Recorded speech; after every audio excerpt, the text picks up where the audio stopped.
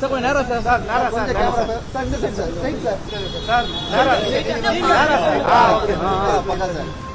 ஆமாம்மா life G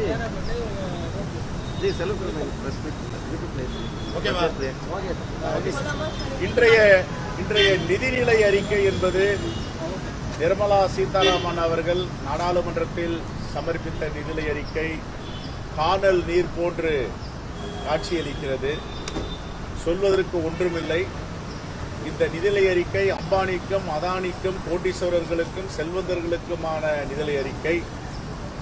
ஏழை எளிய மக்களுக்கோ விவசாய பெருங்குடி மக்களுக்கோ பெண்களுக்கோ தொழிலாளர்களுக்கோ இளைஞர்களுக்கான நிதிநிலை அறிக்கை இல்லை.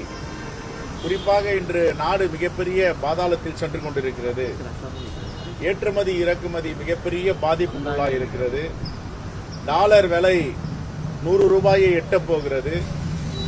வெளிநாட்டு நெருக்கடிகள் நம்முடைய வெளியுறவு கொள்கையால் நிதி ஆளுமை இல்லாததால் மிகப்பெரிய நாடு பாதிப்பை சந்தித்துக் கொண்டிருக்கிறது.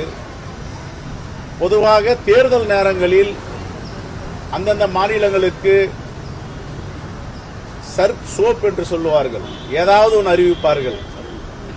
அந்த சர்ப் சோப் சலுகைகள் கூட இந்த தேர்தலில் இடம்பெறவில்லை என்றால் அப்பொழுது தமிழ்நாட்டை பாஜக எந்த அளவிற்கு வஞ்சிக்கிறது, தமிழ்நாட்டு மக்களுக்காக எப்படி பாஜக போர் புரிகிறது என்பதை இந்த நிதிநிலை அறிக்கையில தெரியும். கேட்டால் நாங்கள் 2 விரைவு ரயில் வண்டியை அறிவித்திருக்கிறோம் என்று சொல்லுகிறார்கள். ஏற்கனவே பல ரயில் வண்டிகளை அறிவித்து இன்னும் அது முடிவுக்கு வரவில்லை.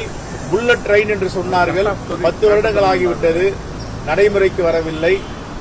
ஏற்கனவே பழவேற்காட்டில பறவைகளுக்கு என்று தமிழ்நாடு அரசு பல திட்டங்களை தீட்டி இருக்கிறது.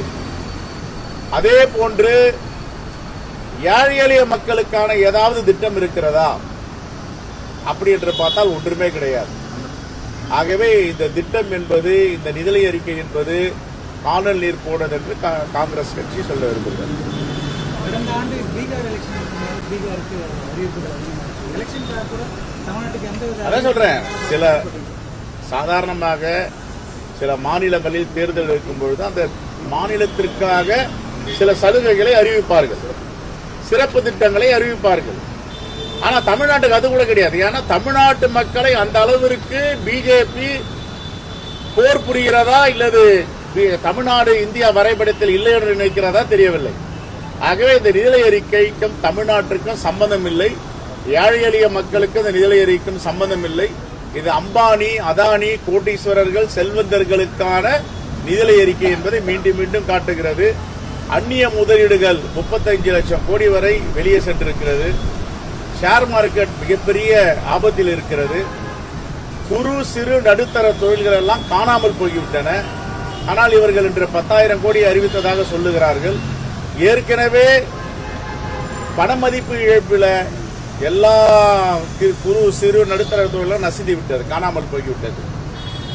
பணமதிப்பு இழப்பு, ஜிஎஸ்டி எவ்வளவு பெரிய தவறுகளை செய்தார்களோ அந்த தவறுகளுக்கெல்லாம் இன்று இந்திய மக்கள் விலை கொடுத்து கொண்டிருக்கிறார்கள், துன்பத்தோடு வாழ்ந்து கொண்டிருக்கிறார்கள். யாரும் மகிழ்ச்சியாக இல்லை.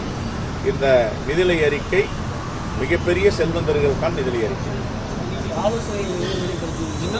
இது எலெக்ஷன் ப்ரிப்பரேஷன், இது எலெக்ஷன் நாங்கள் ப்ரிப்பேர் பண்ணிட்டு இருக்கோம். Okay, thank you.